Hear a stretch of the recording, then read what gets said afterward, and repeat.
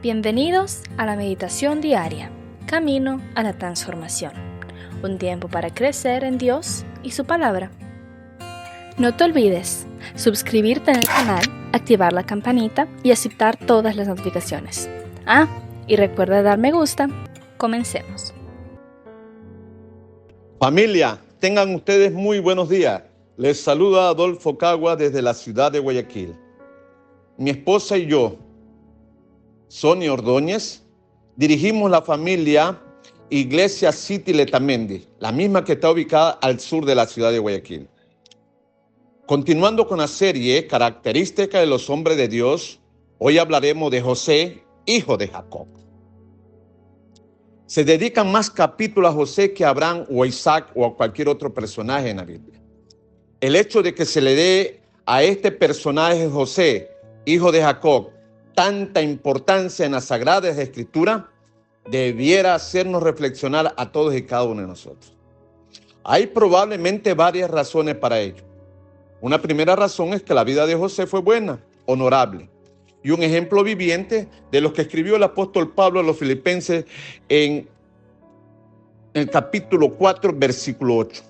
El mismo que dice lo siguiente: por lo demás, hermanos, todo lo que es verdadero, todo lo digno, todo lo justo, todo lo puro, todo lo amable, todo lo honorable, si hay alguna virtud o algo que merece elogio, en esto meditad. Dios quiere hoy en día que nuestra mente, nuestros pensamientos se dirijan a todo lo que sea bueno, honesto e importante. Y la vida de José, hijo de Jacob, reflejó estas virtudes o características. Veamos algunas características en la vida de José. Una de las primeras características que nos enseña la palabra de Dios, que aunque muchos se levantaron contra él y quisieron matarlo, él no dijo una sola palabra. Si nosotros vemos en la palabra de Dios desde el comienzo de la vida de José, José es favorecido por su padre Jacob, quien le da una túnica de diversos colores. José también le cuenta a sus hermanos sus sueños donde sus hermanos se inclinaban ante él. Sus hermanos, llenos de envidia, lo arrojan a una cisterna y por último venden a José como esclavo. Y eso lo podemos ver en el Génesis 37, en todo el capítulo 37. Un comerciante viajero compra a José y lo lleva a Egipto. Ya en Egipto, José sirve fielmente a un oficial militar llamado Potifar, hasta que es acusado falsamente por la esposa de Potifar y lanzado en prisión. Y así lo describe el libro de Génesis capítulo 39, en los versículos del 1 al 3. La palabra de Dios nos enseña entonces lo siguiente. Y dice: llevado pues José a Egipto, Potifar, oficial de Faraón, capitán de la guardia, varón egipcio, lo compró de los ismaelitas que lo habían llevado allá. Mas Jehová estaba con José, y fue varón próspero, y estaba en la casa de su amo el egipcio. Y vio su amo que Jehová estaba con él, y todo lo que él hacía, Jehová lo hacía prosperar en sus manos. En esta característica vemos nosotros que la actitud de José fue contraria a cualquier actitud que podía haber tomado un hombre que es acusado falsamente, que lo venden y por último que lo entreguen como esclavo. Él entendía y comprendía fielmente lo que Dios iba a hacer con él. Entonces, una de las primeras características que el hombre de hoy en día debe cultivar, su actitud, ¿sí? Y esperar y confiar en Dios. La segunda característica que nos enseña la palabra de Dios, la vemos como que José, hijo de Jacob, era un hombre íntegro. Y así lo veíamos nosotros en Génesis 39, 21. La primera parte dice: pero Jehová estaba con José, como lo dice la palabra de Dios. Este comentario se produce justo después de que José termina siendo echado injustamente en la cárcel. Es tentador pensar que Dios estaba con José debido a lo que José hizo. Demostró un tremendo coraje y una integridad al resistir las insinuaciones de la esposa de Potifar. Es más, me atrevo a decir que José arriesgó su posición cómoda y prestigiosa por hacer lo correcto, pero por hacer lo correcto ante los ojos de Dios. Por eso decimos que esta característica de hacerse un hombre íntegro hoy en día es lo que nosotros tenemos que cultivar en nuestras vidas.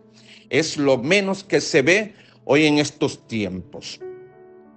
La tercera característica que nos enseña la historia de la vida de José, hijo de Jacob, que fue un hombre muy utilizado por Dios.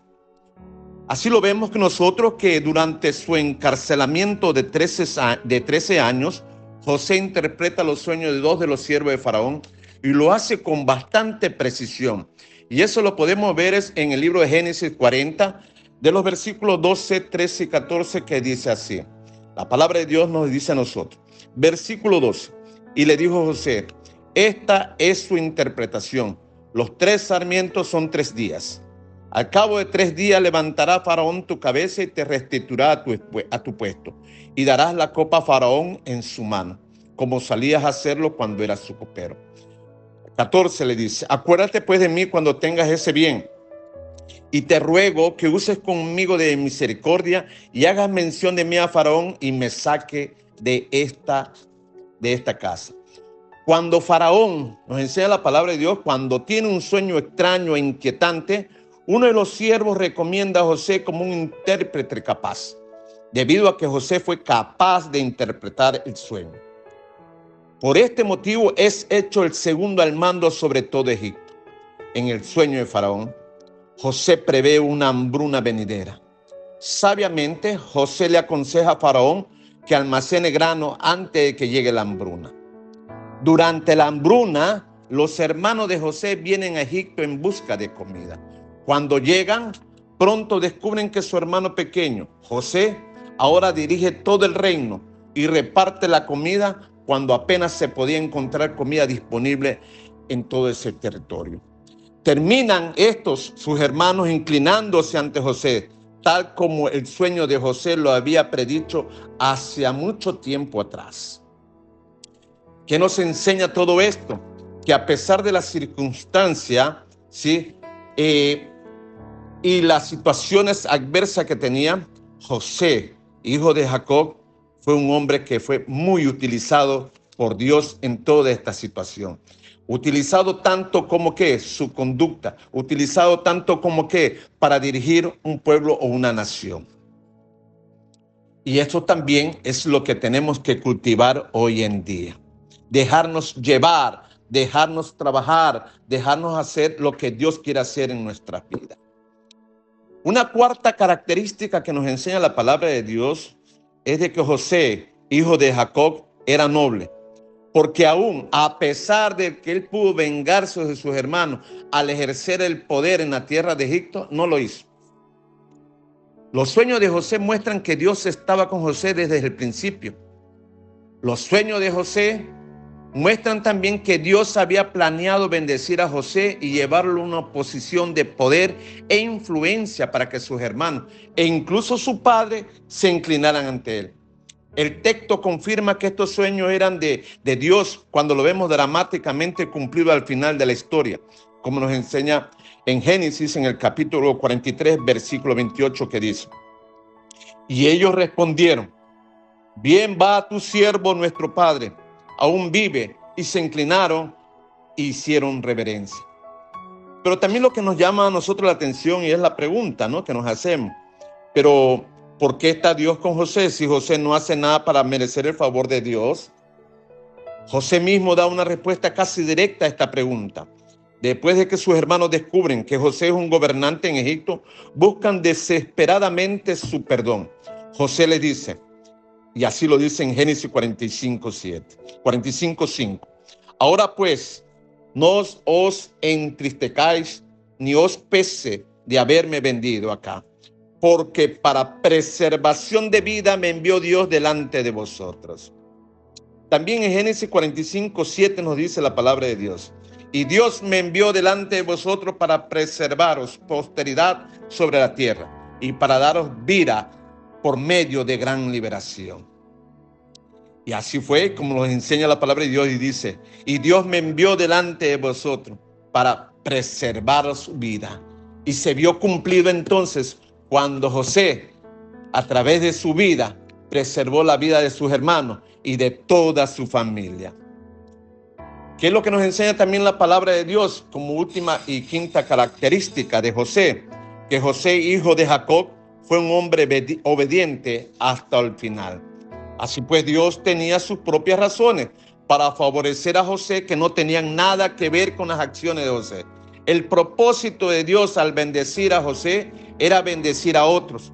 Dios eligió a una persona en particular y Dios se abrió camino a través de la circunstancia de la vida de José para incluir en última instancia al mundo entero en la bendición de Abraham.